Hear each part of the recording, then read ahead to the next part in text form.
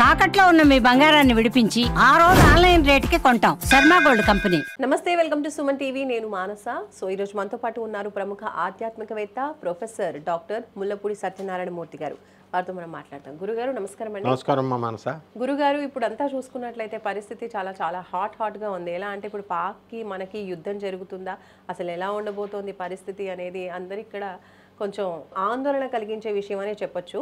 మళ్ళీ ఇటువంటి పరిస్థితుల్లో అసలు జ్యోతిష్యపరంగా చూసుకున్నట్లయితే అటు మన మోడీ గారి జాతక ప్రకారం కావచ్చు, లేదా మన భారతదేశం యొక్క ఇప్పుడు జ్యోతిష్య ప్రకారంగా చూసుకున్నట్లయితే యుద్ధం జరిగే పరిస్థితులు ఏమైనా ఉన్నాయా? ఇప్పుడు ఇది మొదటిసారి కాదనమాట. అందుకే చాలాసార్లు జరిగినాయి ఈ అటాక్లు. అయితే ఆందోళన పొందాల్సినటువంటి అవసరం లేదు. నరేంద్ర మోడీ గారు ఎంత నిబ్బరంగా ఉన్నారు, చక్కగా స్టెప్స్, కాన్స్ట్రక్టివ్ స్టెప్స్ వేస్తున్నారు తెలివిగా. ఇంతకుముందు కూడా మనకి ఈ సర్జికల్ సర్చ్ అనేటటువంటిది జరిగింది. అంతకుముందు అది పాకిస్తాన్ వాళ్ళ పనే అంత అనమాట. ఎప్పుడైనా సరే వాళ్ళు మనకి ఈ ఆర్టికల్ 370 రాకముందు, మనం కాశ్మీర్ని స్వాధీనం చేసుకోకముందు వాళ్ళు ఏం చేసేవారంటే ఎప్పటికప్పుడు మన భారత సైనికులపైన, లేకపోతే మన భారత కాశ్మీర్లో ఉన్నటువంటి ప్రజల మీద, అక్కడ లోకల్గా ఉన్నటువంటి వాళ్ళ ఉగ్రవాదుల చేత దాడి చేపించేవారు. ఇది సంవత్సరాలు జరిగింది. అయితే మోడీ గారు వచ్చిన తర్వాత మనకి కాస్త స్టాప్ చేశారు. ఎందువల్లంటే ఆర్టికల్ 370ని రద్దు చేసేయడము, ఆ తర్వాత మనం చక్కగా కాశ్మీర్ని మనం తీసుకుంటే మనం స్వాధీనంలోకి తెచ్చుకున్నాం. అయితే వాళ్ళు ఏం చేశారు, మీరు స్వాధీనం చేసుకుంటారు, అయితే మేము ఇక్కడ ఉండనివ్వకుండా చేస్తామని మన అధీనంలో ఉన్నటువంటి మన యాత్రాస్థలం ఆ పహల్గామ్కి చూడడానికి వెళితే వాళ్ళు దాడి చేసి చంపించేశారు. ఇలాంటివి జరుగుతూ ఉంటాయి. కాబట్టి దీనికి ఆందోళన చెందాల్సినటువంటి అవసరం లేదు. కానీ మనం ఆలోచనాపూర్వకంగా వాళ్ళకి చెక్ పెట్టాలని చెప్పేసి ఆలోచించాలి. దాంట్లో భాగంగా మొట్టమొదట మనం నరేంద్ర మోడీ గారు ఏం చేశారంటే సింధు వాటర్ మనకి వాళ్ళకి ఒప్పందం ఉంది. ఆ ఒప్పందాన్ని రద్దు చేసి పారేశారు ఆయన. అంటే అది ఐక్యరాజ్య సమితిలో పెట్టాలి అసలు యాక్చువల్గా యుఎన్ఓలో డిస్కషన్ చేసి అప్పుడు రద్దు చేయాలి. కానీ ఆయన ఎంత డేర్ అండ్ డాషింగ్ స్టెప్ వేశారంటే మోడీ గారు, ఎవరిని అడగాల్సిన పని లేదు, ఏం చేసుకుంటే చేసుకోనండి. ఈవెన్ యుఎన్ఓ మద్దతు చూసే అసలు వీళ్ళు ఎలా తయారు చేస్తున్నారు పాకిస్తాన్ అని చెప్పి అటానమస్గా వాలంటీర్గా ఒక డెసిషన్ తీసుకొని రద్దు చేసి పడేశారు. ఫస్ట్ విజయం. అయితే అక్కడ పాకిస్తాన్ పరిస్థితి ఏంటి, ఎలా ఉంది అంటే పాకిస్తాన్లో అప్పుడే యుద్ధాలు స్టార్ట్ అయిపోయినాయి. రైతుల ఉద్యమం, బలూచిస్తాన్ అని ఒక ఏరియా ఉంది, దానికోసం విడిపోవాలని చెప్పేసి వాళ్ళు యుద్ధాలు చేస్తున్నారు, రైతులంతా ఉద్యమం చేస్తున్నారు.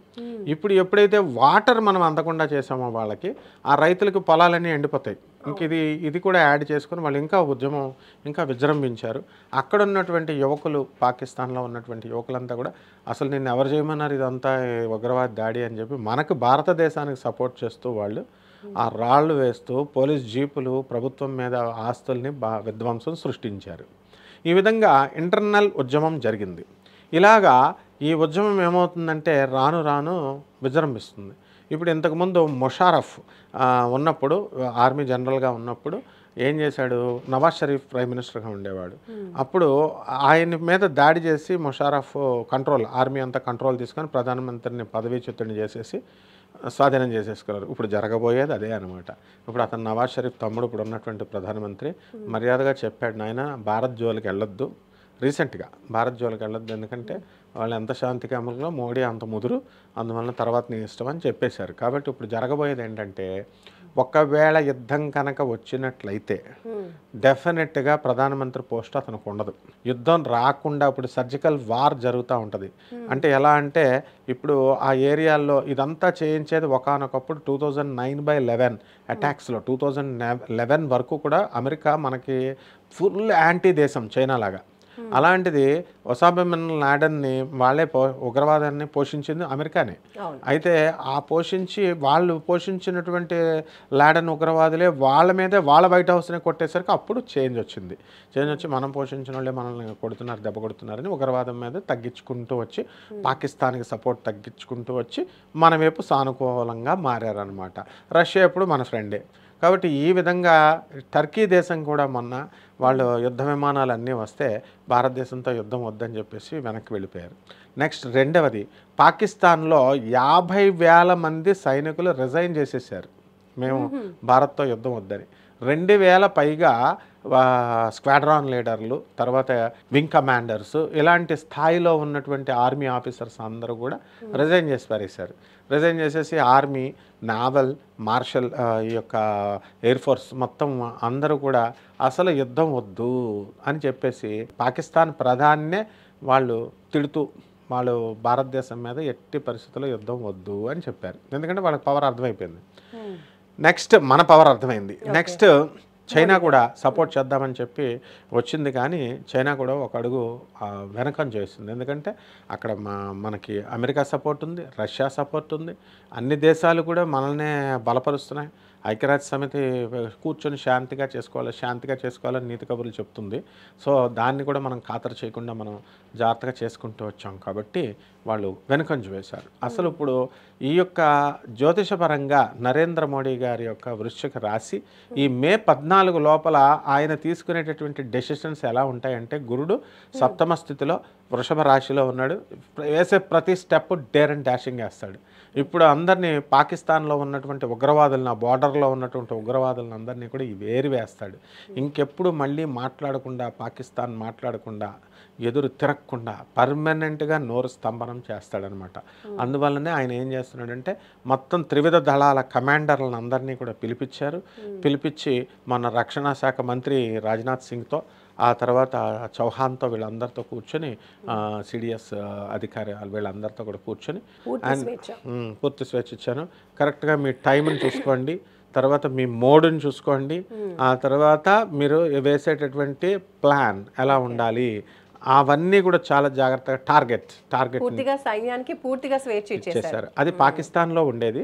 ఇప్పుడు మన భారతదేశం కూడా అదే ట్రెండ్లోకి వచ్చాం. అంటే మీరే చేసుకోవచ్చు. అప్పుడు పాకిస్తాన్ బార్డర్లో ఉన్నటువంటి ఈ ఉగ్రవాదులు స్థావరాలు ఉంటాయి కదా, అవన్నీ ఏరేస్తారు, తీసేస్తారు. ఇప్పుడు భారత్ పేరు మీద కూడా మనకి జాతకం చాలా అద్భుతంగా ఉంది. ఇప్పుడు ఆల్రెడీ మనం 3rd సూపర్ స్టార్ అయిపోయాం ఎకనామిక్స్ రంగంలో. మనం చదువుకున్నప్పుడు భారతదేశం డెవలపింగ్ కంట్రీ అనేవాళ్ళం. ఇప్పుడు ఆల్రెడీ డెవలప్డ్ కంట్రీ మనం. మన సత్య నాదెల్లా మైక్రోసాఫ్ట్ సీఈఓగా ఉన్నాడు అమెరికన్ కంపెనీకి. మన సుందర్ పిచ్చై గూగుల్కి సీఈఓగా ఉన్నాడు. అంతా భారతదేశమే.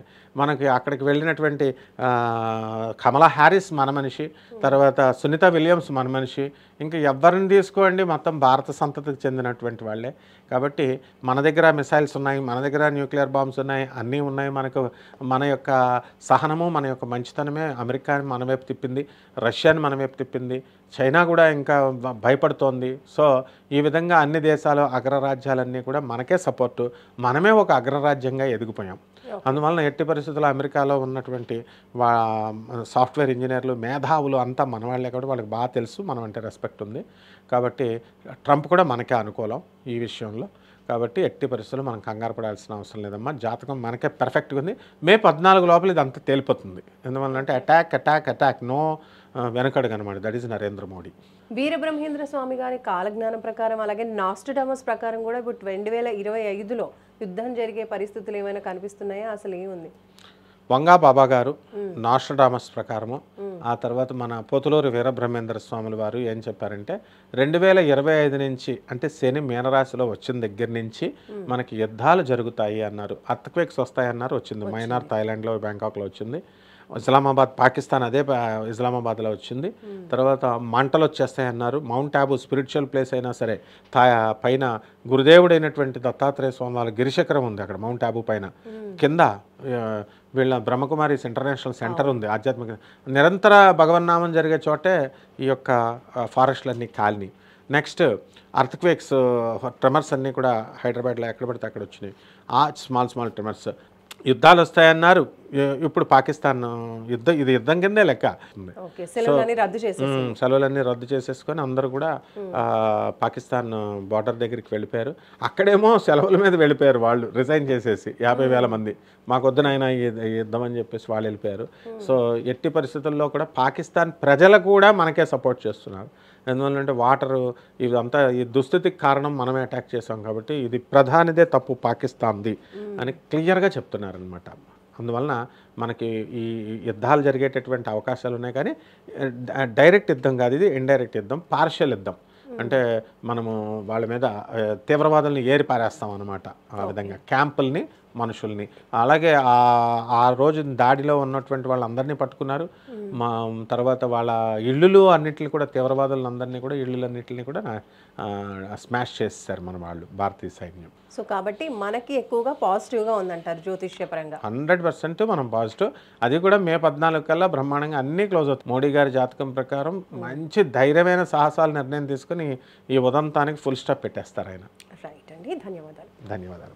చూస్తున్నారు కదండి, ప్రస్తుతం పరిస్థితి ఏ విధంగా ఉంది, యుద్ధం జరుగుతుందా, అసలు పాకిస్తాన్కి ఇండియాకి మధ్య ఎలా ఉండబోతోంది అనేది మనకి చాలా ఉత్కంఠగా ఉన్నటువంటి పరిస్థితుల్లో జాతకపరంగా జ్యోతిష్యపరంగా చూసినట్లయితే కనుక మనకి భారత్ పేరు పైన అలాగే మోడీ గారి జాతకం ప్రకారం కూడా చాలా పాజిటివిటీ ఎక్కువగా ఉంది. కాబట్టి యుద్ధం జరిగినా కూడా మనమే గెలిచే అవకాశాలు ఉన్నాయి.